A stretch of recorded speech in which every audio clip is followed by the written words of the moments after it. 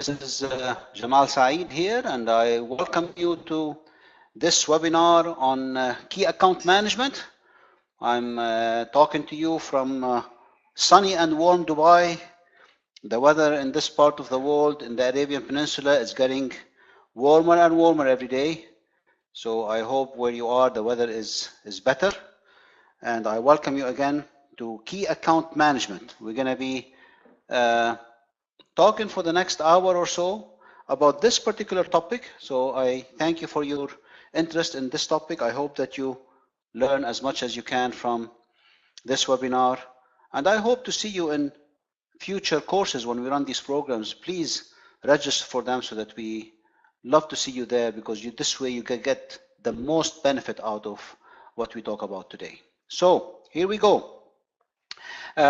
Normally I start with a quick introduction about who I am, so about the facilitator, and you can see from my background is I'm almost 5 years with Meirc Training and Consulting, but I had a very interesting background as well. I had the opportunity to work with a number of multinationals. As you can see, I worked for PepsiCo International, I worked for Sun Microsystems, which was acquired by Oracle, and I worked for Cisco Systems as well. And now I'm privileged to be working for Meirc Training and Consulting, sharing with you my experience, things I have learned. So as you can see, part of my background is we had to deal with very interesting key accounts, you can say. I mean, you have to work with these key accounts, see what they want and everything. And during the course of this program, we're going to be covering the objectives of what does it mean to be managing key accounts. When you have a portfolio of accounts, what do you do basically? So we're going to take you through an interesting journey over the course of the hour, and I'd love to hear from you, okay? And please ask questions. We usually take these questions, and if we can't respond to them during the course of the call, we usually respond to them later on. And I will make sure I share with you my email as well, so that in case you have any further questions, I would love to hear from you. So what are we trying to cover here? And this is where the objective of this webinar comes in. Basically, what I would like to talk about is what is a key account. So I'm gonna help you define the key account and why is it important in today's organization. The second objective is how do you identify and prioritize these accounts. The third one is how do we classify the different levels of customer relationships, and because at the heart of it is you're really trying to build a relationship, and you always have to remember that it's very important that you develop a relationship. Remember, this is a key account. It's not a transaction, buying a small item and then leaving. You are trying to build a relationship based on which you're trying to bring in more business. So that's why this is very, very critical. This is an important objective. The fourth one is, okay, how do we develop a plan?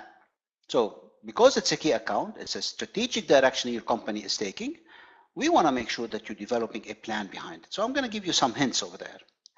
And then, of course, the last one is, as a key account manager, what are the things that you should watch out for in terms of your core capabilities? And I like to make sure I leave you with these capabilities, so at least you work with them, or attend a program or a course on them, so that we can develop these key competencies. Now, this is a quick look at the agenda: defining the key accounts, qualifying key accounts, building the relationships, key accounts planning process, and the role of key account manager. Are you ready? Let's go for it. So let's first of all define the key accounts. But before I do that, I like to make a quick poll. Okay, so here we go. I'm gonna ask you for the following. All right, can you please answer the following question? A customer is a customer. You should treat regular customers like occasional customers. Let's see. Can you please answer whether it is true or false? And we will take it from there. Well done. We have some very active listeners today. We have Abu Bakr Saud, we have Christina as well, we have Elizabeth, Gabriella, George, we have Ismail. Thank you guys for joining. I'm very pleased to have you with us today. All right. So normally I usually give people a couple more, seconds. All right. Okay, very good. So I'm going to go ahead and try to close the poll. I'm going to give everybody just a couple of more seconds. All right. All right. Now I'm going to end the voting. I'm going to show you the details. Now, as you can see, some of you answered true, some of you answered false. And so let's try to answer this. It's a customer is a customer. You should treat regular customers like occasional customers. And of course it is false. All customers are important. But remember, if a customer is really committed and loyal and buying from you all the time, I think you need to treat them differently. So well done for your answers. We have a 66% participation here. That's very, very good. Thank you, guys. Let's move on into the slide. So now, let's start with the definition. So here's the question I asked you about. If I want to define a key account are customers in a business to business market identified by product or service manufacturer or provider as being of strategic importance to them. So I'm going to repeat again. Key accounts are customers in a business-to-business market. So you're dealing with business to business. You're not dealing with business to consumer. Did you see the difference? This is a very big difference, guys. Business to business is not business to consumer. There is transaction. There are, relationships. But the relationship between a business to a business is different from relationship between business to consumer. All right?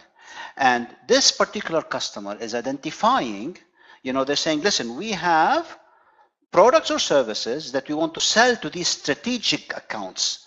So these accounts are of strategic importance to the manufacturer or provider of the product and service. And I'm going to underline the word strategic. This is very important. Look at this, strategic. All right? So this is the definition. Now that we know what a key account is, what is key account management? So let me share with you the definition of key account management. It's a strategic business process. So there's a process behind it. I'm going to share with you this process later on during the course of the slides.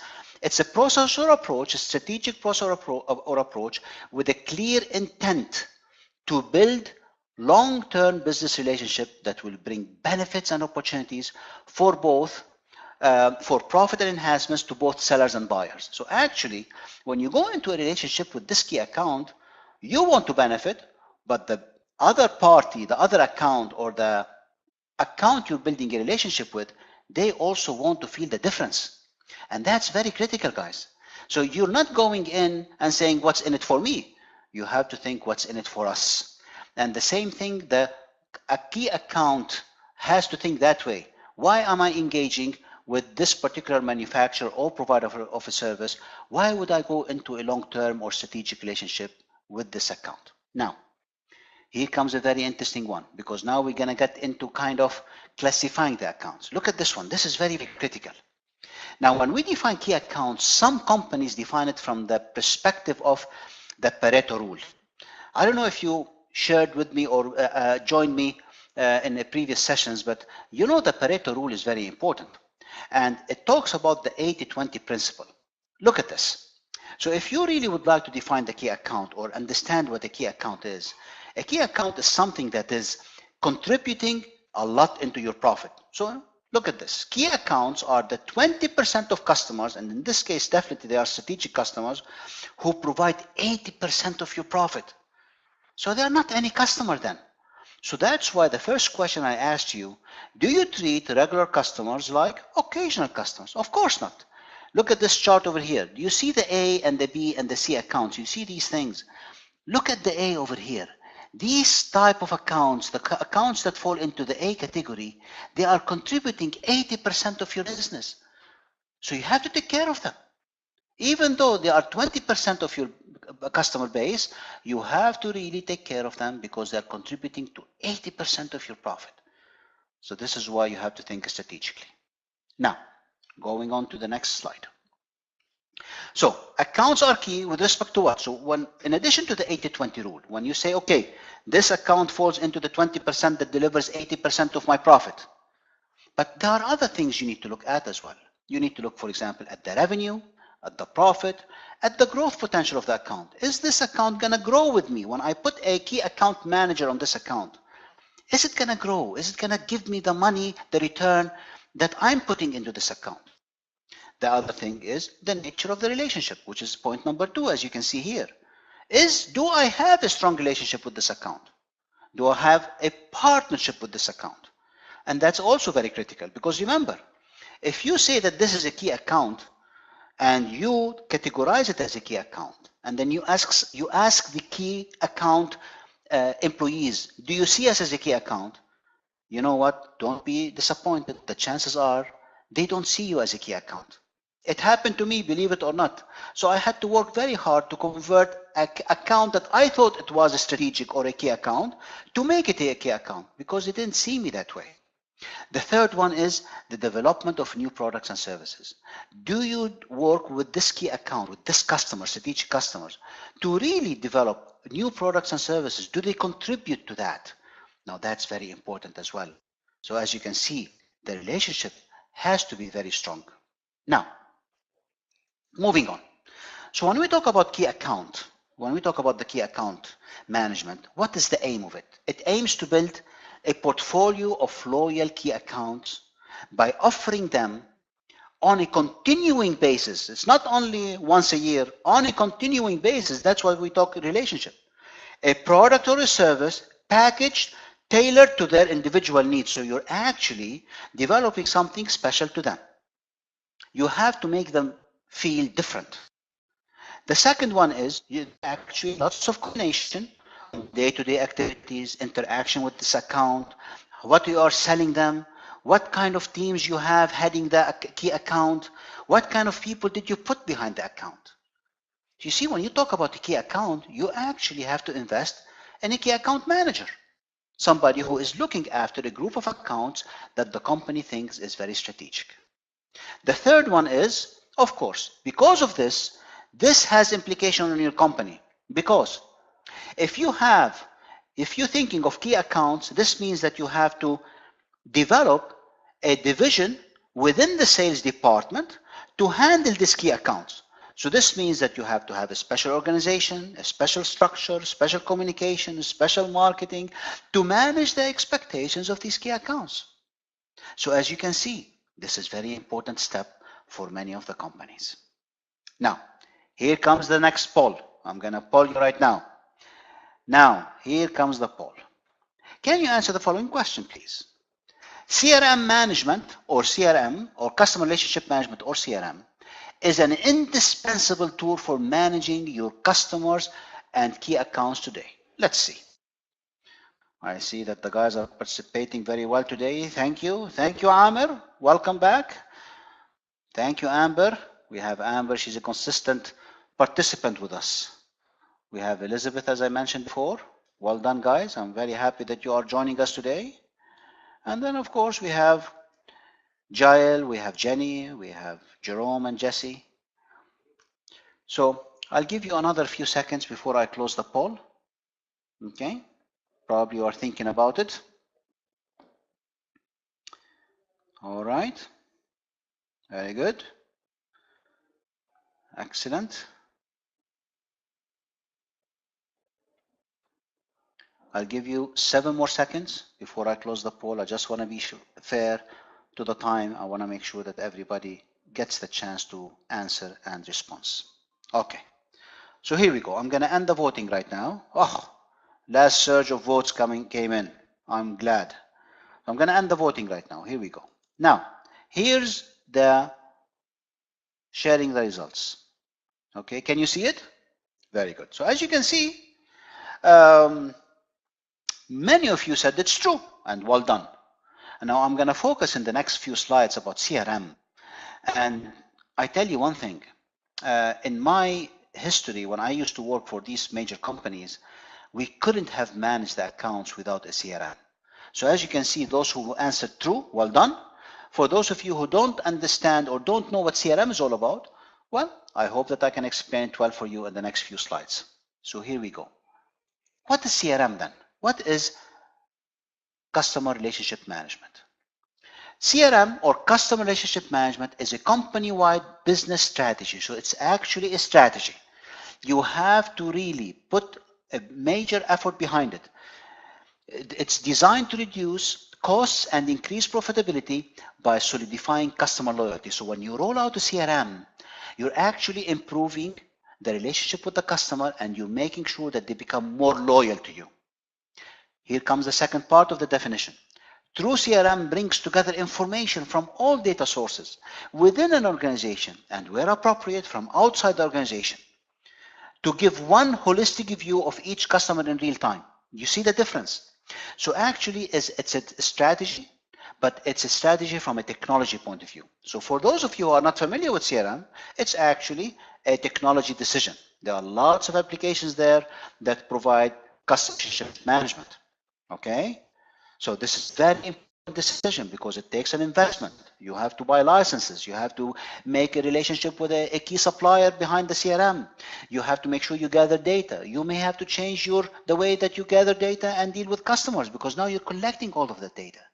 So it tells you how important it is. So CRM is not something small. CRM is something that you are actually building lots of information about the customers that you deal with. And based on that, you start identifying your key accounts. Did you see that? Did you see that? Based on that information, you start deciding whether I have a key account or not, because you start tracking the history of the customer. So that's why CRM is very, very, very important. And I recommend it to anybody who has customers out there. So the idea behind the CRM is that basically it helps your business to use technology to gain insight into the behavior of the customer. Did you see that? And the value of those customers. How valuable is this customer to me? CRM can help you answer these questions. So if it works very well and you have a successful rollout of CRM, and you are able to see which account is a key account, which account is not, you should be able to see, give customers better service. That's number one. Make call centers more efficient. Why? Because now, for example, if you have a key account, you respond to them a lot faster. They have special terms and conditions with you. You can cross-sell different products. If you have many products, you can help cross-sell products more effectively because you can see the behavior of the customer. You can also help staff close the deal. Oh my goodness. So it can actually improve the sales cycle. And it can also simplify the marketing and sales processes, which is very, very important.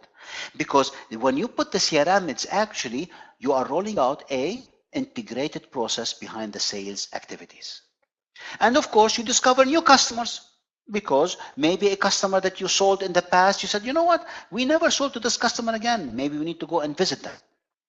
And then, of course, increase the customer revenue. Remember, when you are working with key accounts, the benefit has to be mutual. You have to increase the benefits to yourself, but definitely you have to increase the benefits to the customer. And if you do all of these things, the loyalty factor becomes very important. So the customer tends to stick with you.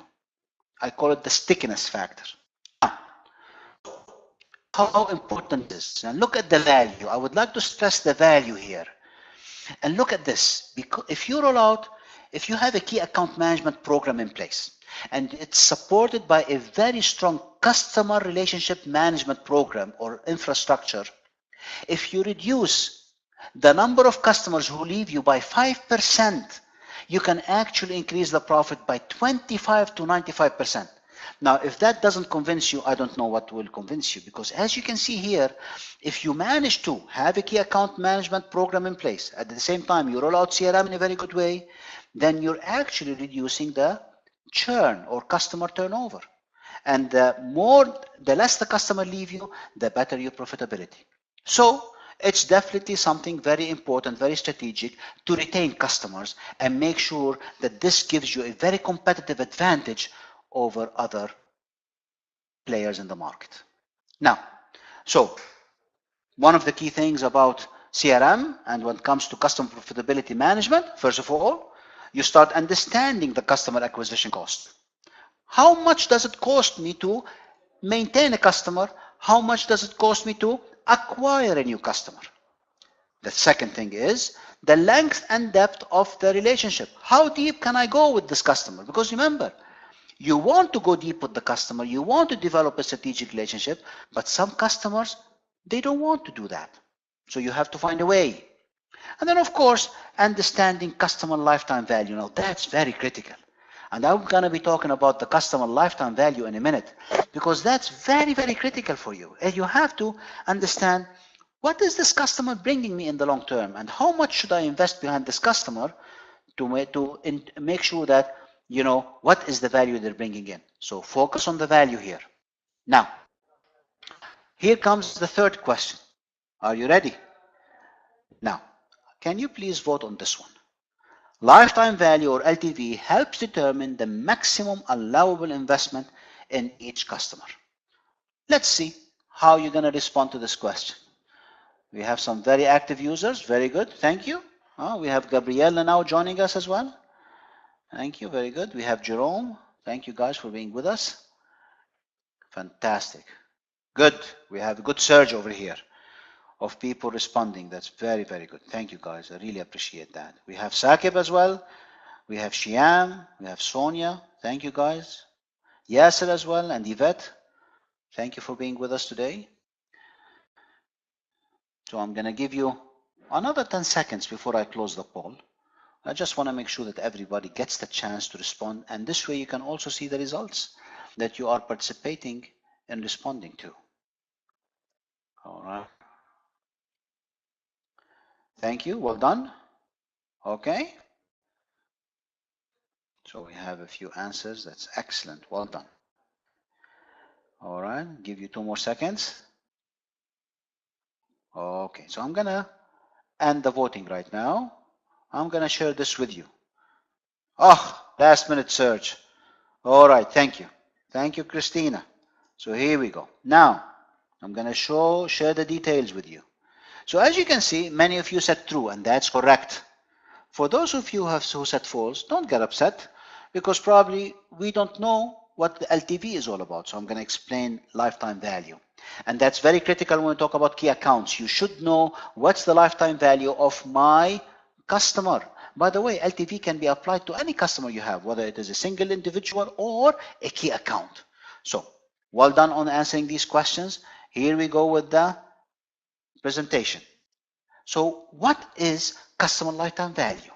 From a marketing perspective, the customer lifetime value, or sometimes they say CLTV or LCV, or lifetime value or LTV, is a prediction of the net profit attributed to the entire future relationship with the customer. So you're actually saying, if I invest in this customer, what do I expect to get from them?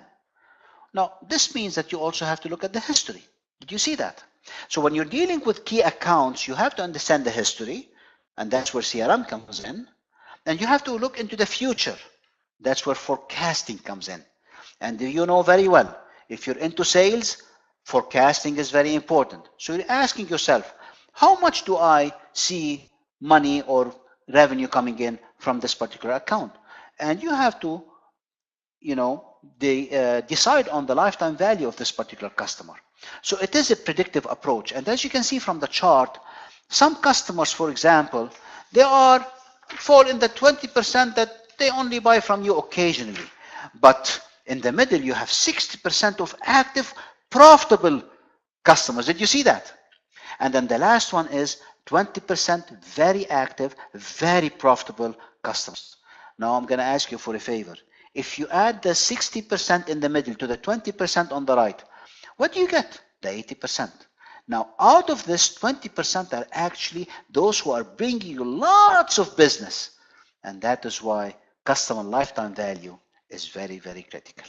And as you can see, you can test it via the time, which is on the lower axis, and the number of customers, which is on the vertical axis or the y-axis. So customer lifetime value is very critical.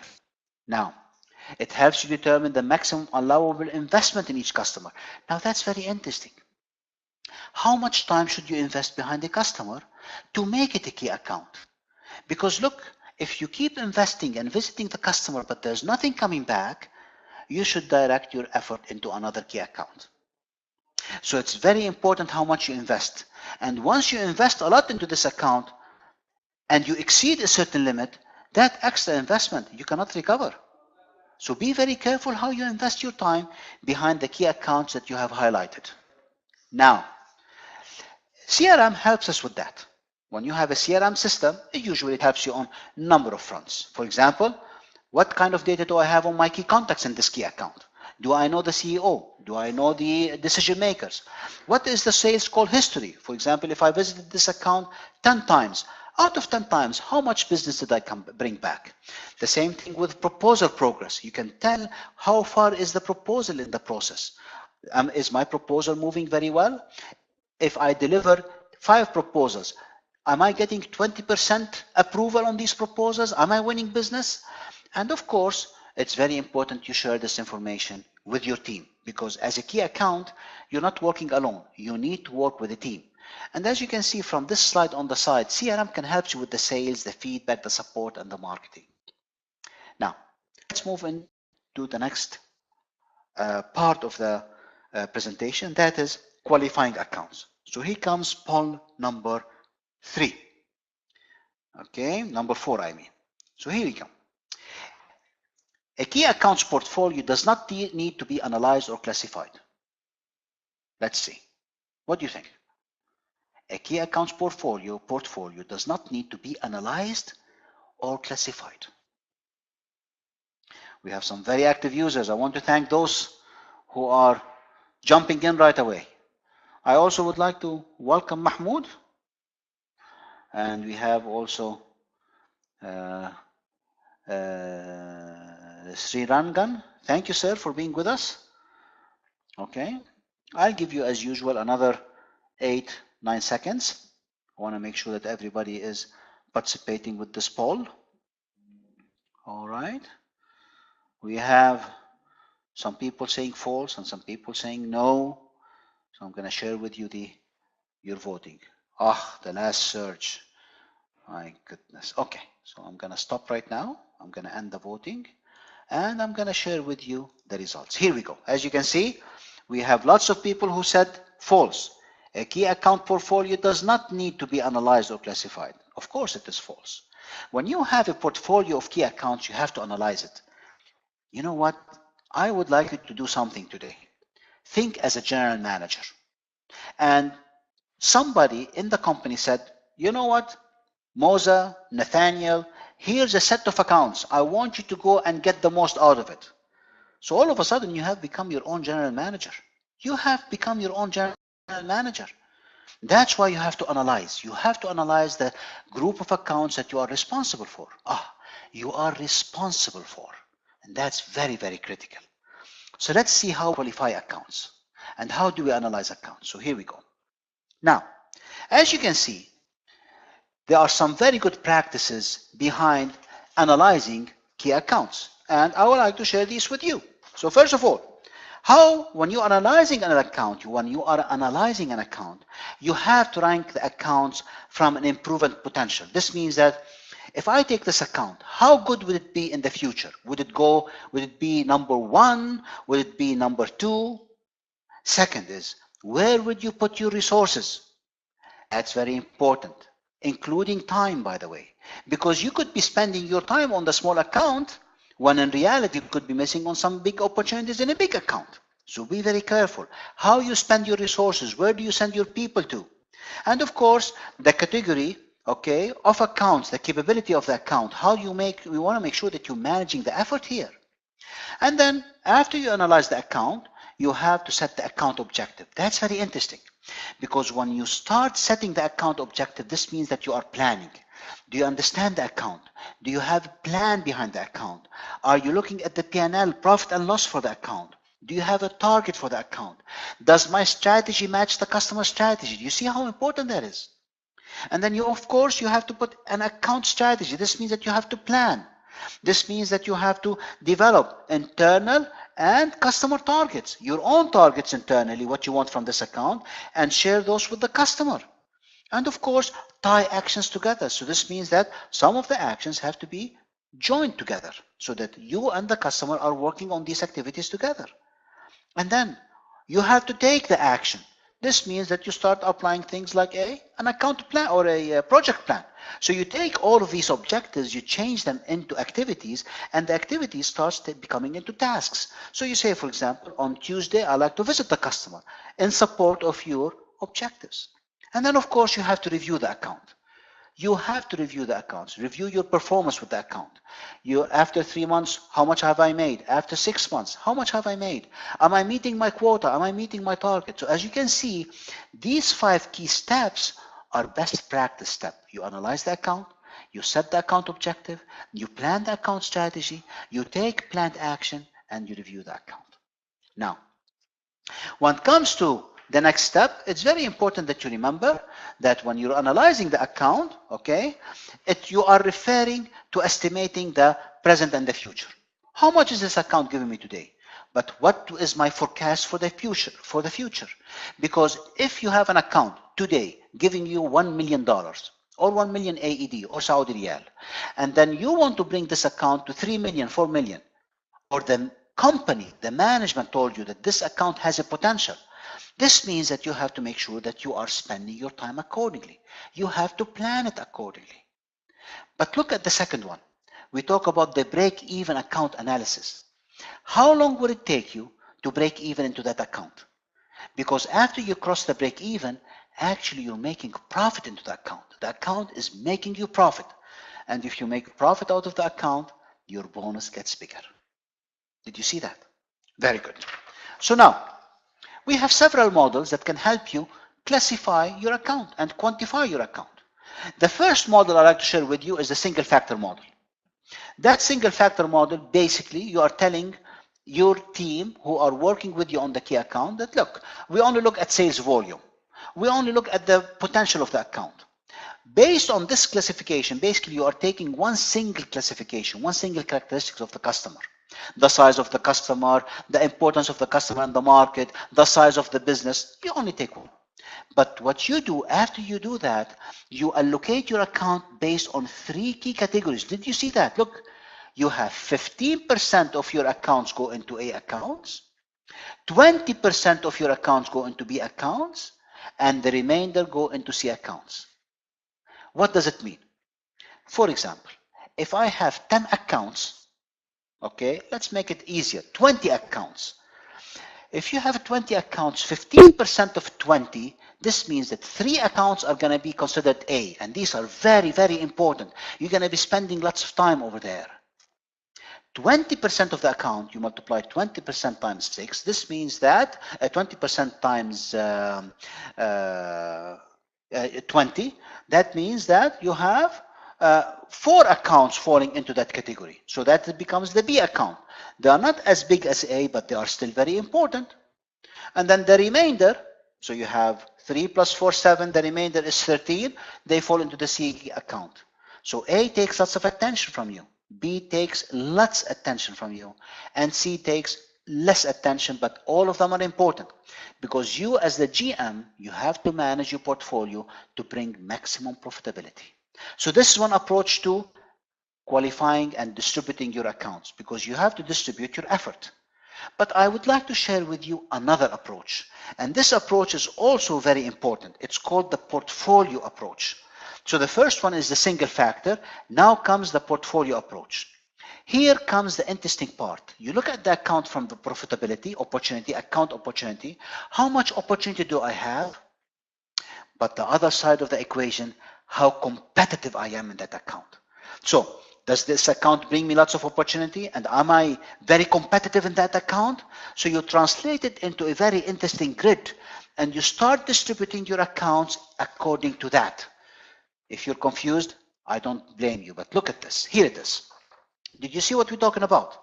If you have account opportunity and you have competitive position, so if the account opportunity is very, very high and your competitive position is very strong, this means that you are really very strong in that account. You have some core accounts. Look at that. You have some A accounts, so you can classify them as A here. And these accounts are critical for you. It might be 2 or 3. Now, if you are very competitive in an account, but the opportunities are not very strong, we call them drag accounts. Did you see that? Drag accounts means that you are spending time over there, but the account is not responding to you. So you have to think strategically. Do I do a marketing plan? Do I do certain activities? Do I take the customer for a customer visit? So they're actually dragging. They are causing you to slow down. And the other thing is, if your competitive position is very weak, this means that competition is very strong there, but the account has huge potential. What do you do in this case? So you also have to think strategically and ask yourself, how do I make myself stronger there? You are the GM, so you have to think that way. The last one is when your competition is very, very strong and the opportunity is not very strong for you either. So these are problem accounts. This means that the management told you, look, we have to penetrate this account. I think we have potential. Our products are very strong there, but they are not buying from us. And competition is very strong. That's where you have to think also from a different perspective. So I'd like to share with you something very critical here. For each quadrant, you have a strategy. When you are strong and the opportunity is very high, that's a different strategy that you apply, different from every other quadrant. All right, very good. I hope you like this one. I like this one quite a bit because it helps me analyze my accounts. So now that we kind of understand how we distribute our accounts, what do I do? So one of the key things is you have to ask, what are my objectives? You see that? What are my priorities? Oh my goodness. What is my marketing plan? What is my sales strategy? You see? What is your sales strategy? Do you give heavy discount? Do you want to penetrate the account with do you have a new product? What is your competition doing? Because you can learn from your competition, by the way. And of course, you would like to see how you are positioned against your competition. And I'm going to share with you some interesting stuff in a minute. And do you know your competitive advantage? Why are you better than the competition? What am I talking about here? When you sit in front of the customer, how can you distinguish yourself? And of course, do you know your key success factors? This is also very critical because critical success factors, that is where you understand, this is what makes me successful in this account. Okay? And from all of this, okay, you start getting, your differentiators, why you are competing there, and all of these things that will make you different and better. And you start measuring your success. Your key KPIs are coming out now. So now that you have classified your account, so we talked about three things. We defined the account, okay? We defined the account. We talked about the CRM and why it's important for managing your account. You analyzed the account, and now you classified your account. So you see, we're going according to the process. Now you have to develop some relationship with these key accounts. So I'm going to ask you a question. Here comes the question. This is question number 5. Are you ready? Here we go. Now, can you please vote on this one? Being able to lead cross-functional teams is an important attribute of key account managers. Let's see.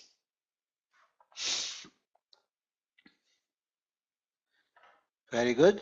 Very good, guys. I'm happy that you are contributing. All right.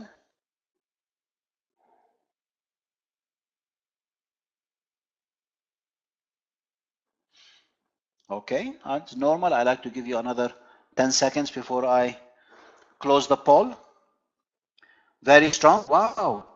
We have some very interesting. Oh my goodness. That's good. That's good. Yeah. So I'm going to give you a couple more seconds. There we go. I'm going to now end the voting. So here's the result. I'm going to share it with you now. Here we go. Let me share the results with you. So many of you said true.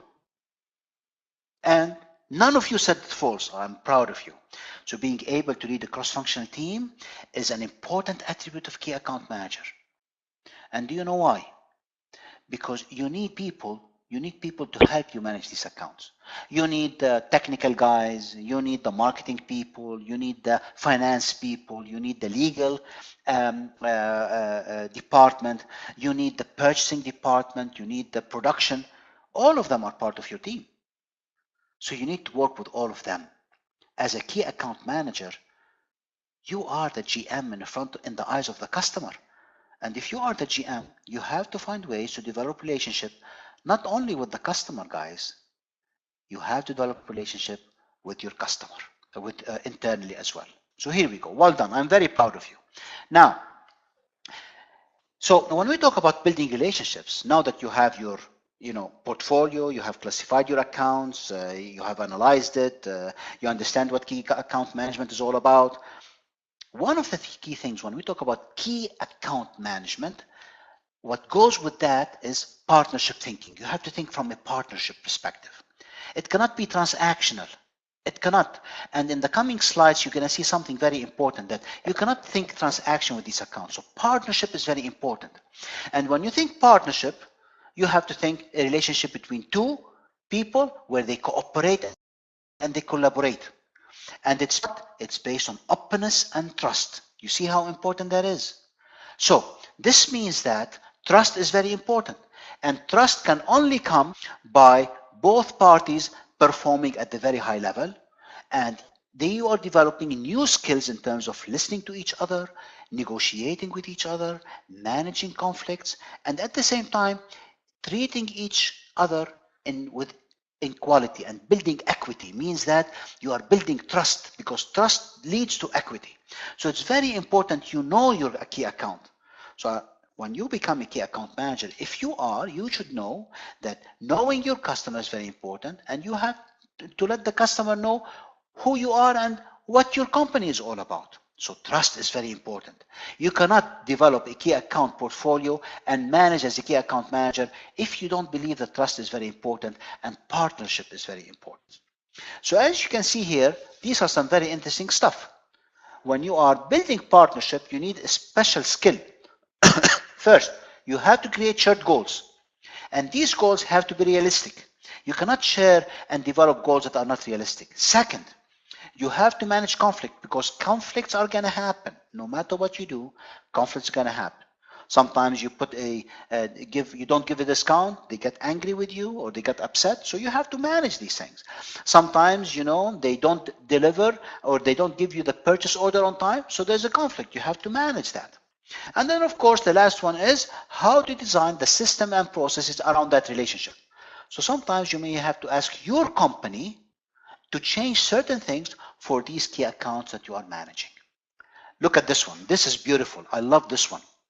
You see, I told you at the beginning that customers are not the same. If you have some customers you don't know, we call them pre-relationship. This means that you don't have any relationship. Early relationship is where the degree of collaboration starts getting a little bit better. Mid-relationship, well, the customer likes you, they know you, but they don't trust you yet. Here's where you are, partnership. This is where you should be pushing yourself. And be careful, don't get stuck in the mid.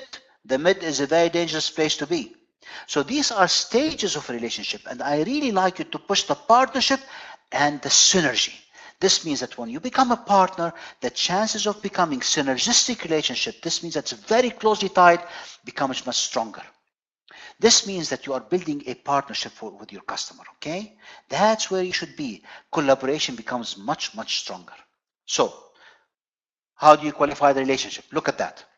You become a key supplier to them. You also have trust and you share with them sensitive information. You have access to people within the account. You continuously improve the relationship. You have opportunities for long term, not only short term. As a matter of fact, you might be sitting with them and handling strategic discussions. You always focus on the value as well, and you try to improve their business as much as they contribute to your success. And account manager role, one of coordination. You're no longer selling, you have to coordinate, manage things. So as you can see, a partner relationship has these 7 elements which are very important. So gauge yourself where I am in terms of these, key competencies when it comes to partnership relationship. Don't break the trust.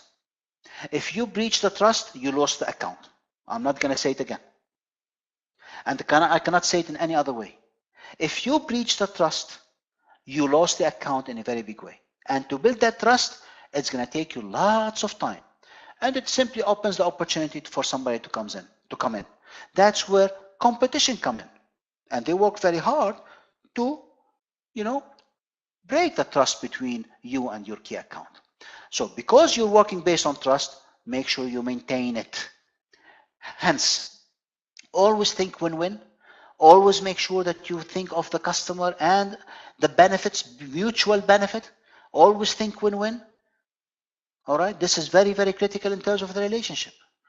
Now, as I promised you, I told you I'm going to give you an idea about the process. And I'm coming close to the end of the presentation here. So let me ask you about the process itself. Okay, here comes the question. Please answer the following. No need for a planning process when it comes to key accounts portfolio. Oh my goodness. Some very active, very active. Well done, guys. I'm proud of you. We have Muhammad Almor. We have Selwa as well. We have Selwa joining us. Welcome, Selwa. And we have Lindsay. Lindsay joining us today. Very good. Well done. Yvette, thank you guys for joining us. Thank you. I will give you a few more seconds, maybe another 5 or 6 before I stop the process, because I always enjoy the surge in voting toward the end. So here we go.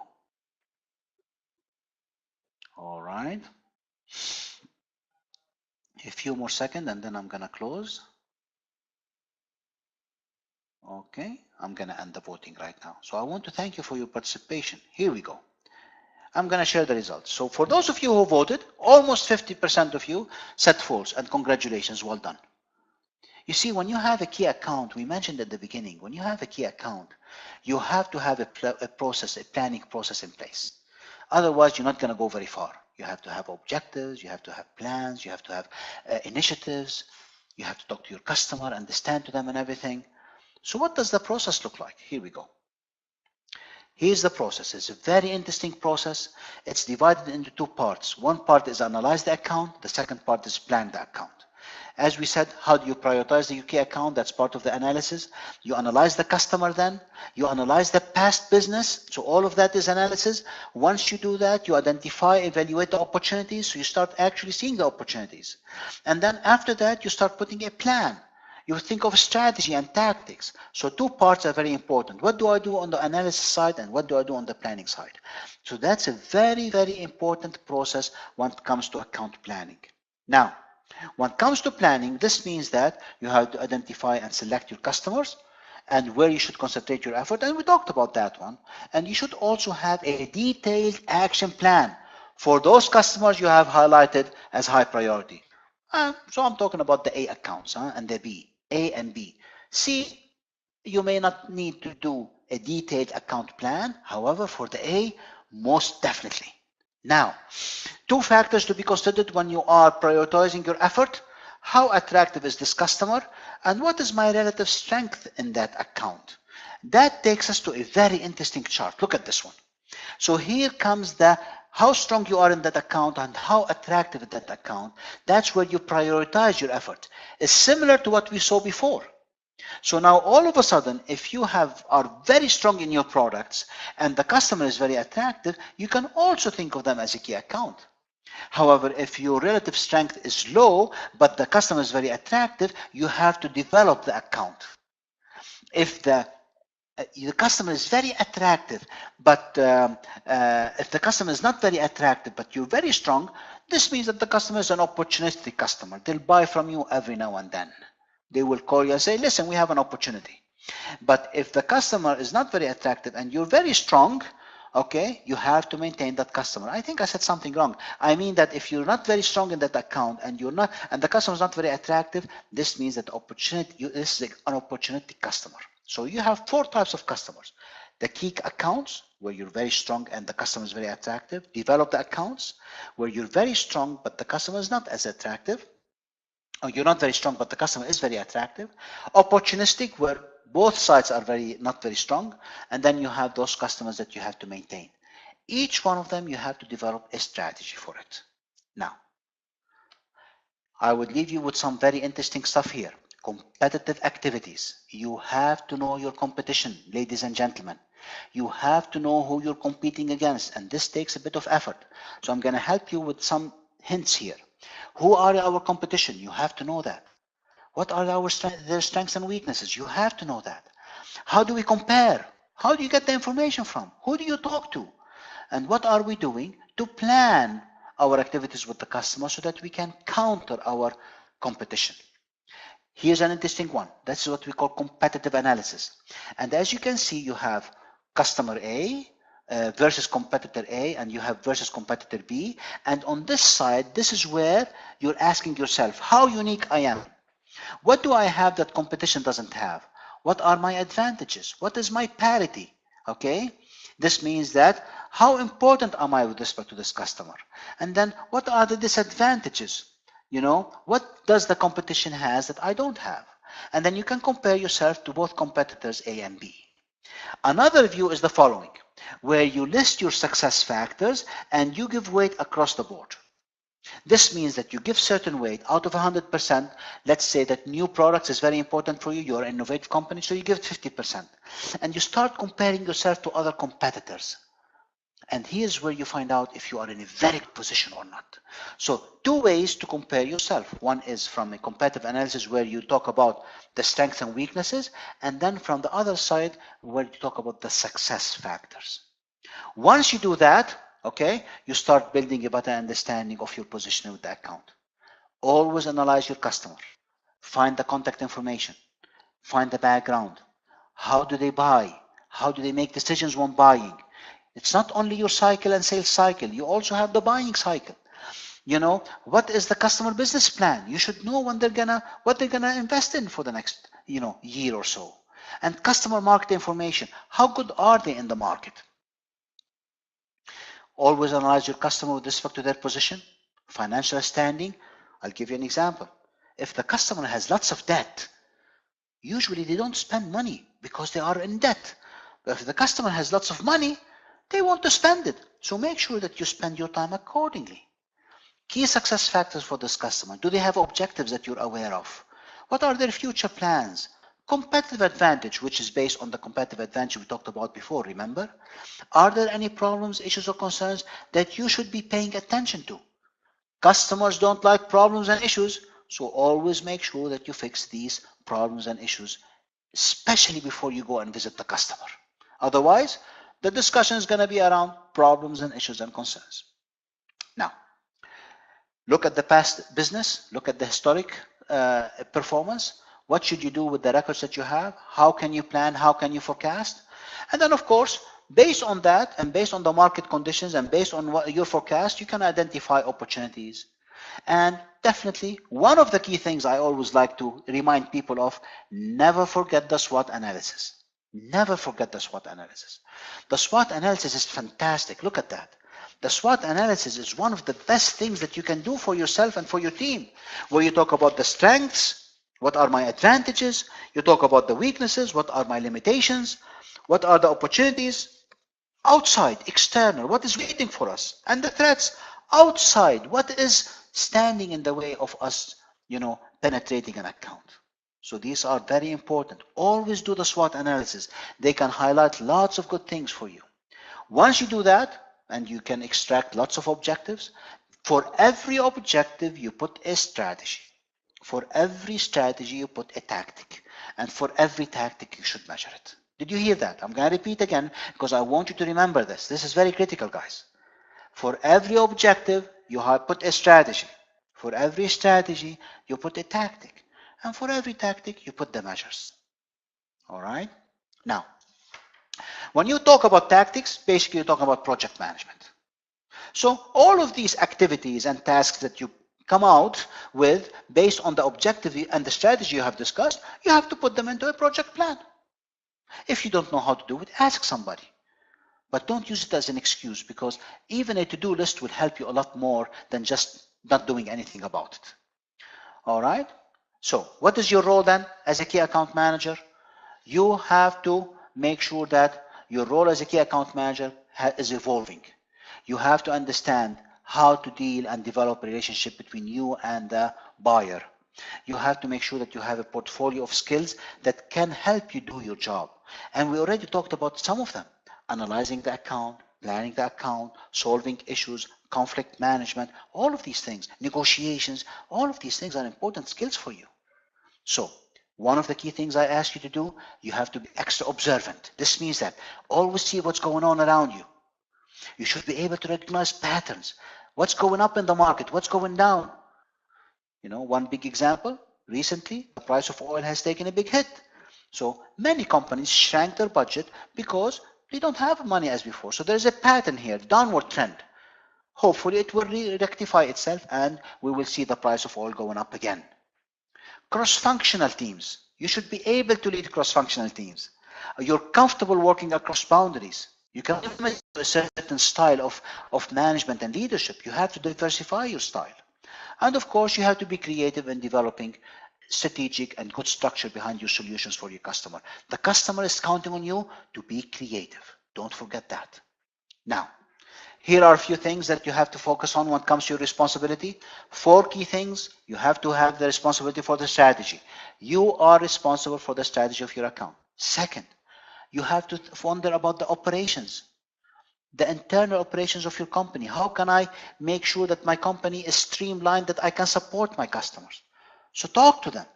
Second, you have to maintain the quality of the relationship, of the product. And the last one, my favorite one, the executive role. Remember, you are the CEO, the GM in the eyes of the customer. So these 4 responsibilities are very critical for you. Always work on developing them.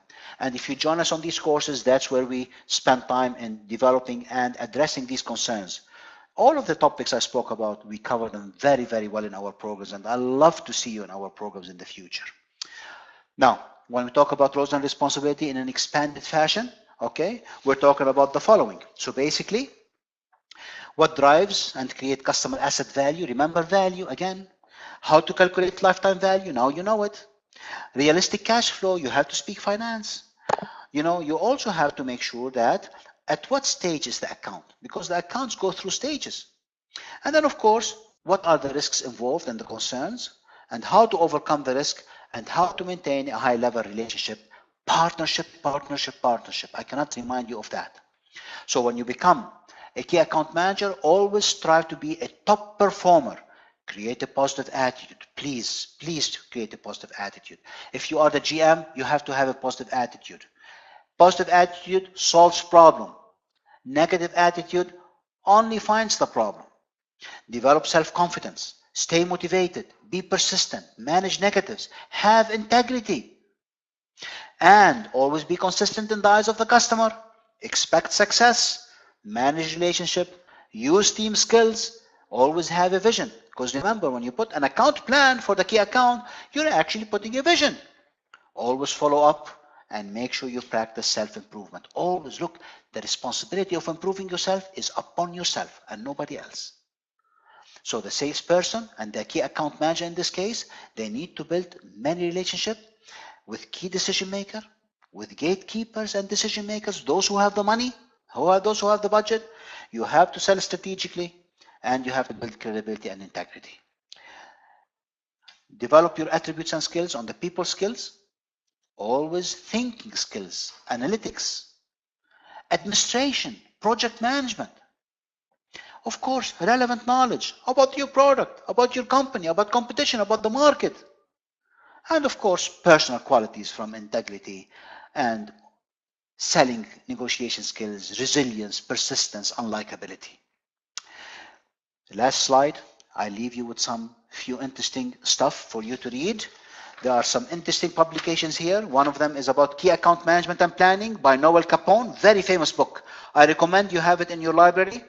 The other one is The 7 Keys to Managing Strategic Accounts by Sally Sherman. I love the book, fantastic book. And the last one, of course, Mastering Your Key Accounts by Stefan Schiffman. I read about this book, I went through it, I like it quite a bit, but the first 2, I consider them as a must in your library.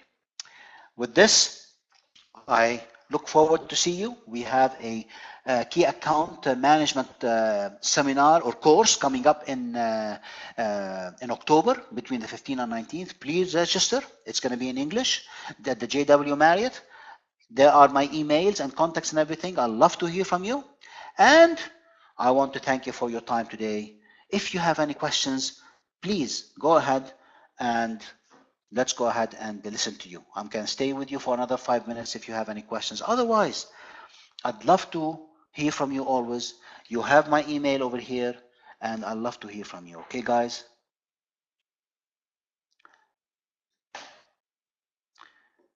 Pleasure, Ahmed.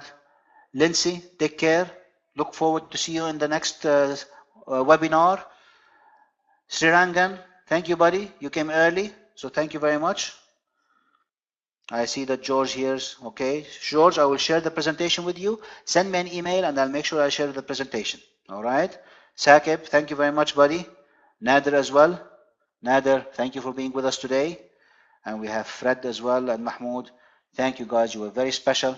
And thank you for taking the time to be with me this afternoon. I really appreciate it. All right, guys. I'm going to go ahead and wrap up. Remember, here's my email. Just send me an email and I'll make sure I share with you the presentation. Take care. God bless you and see you in the next webinar.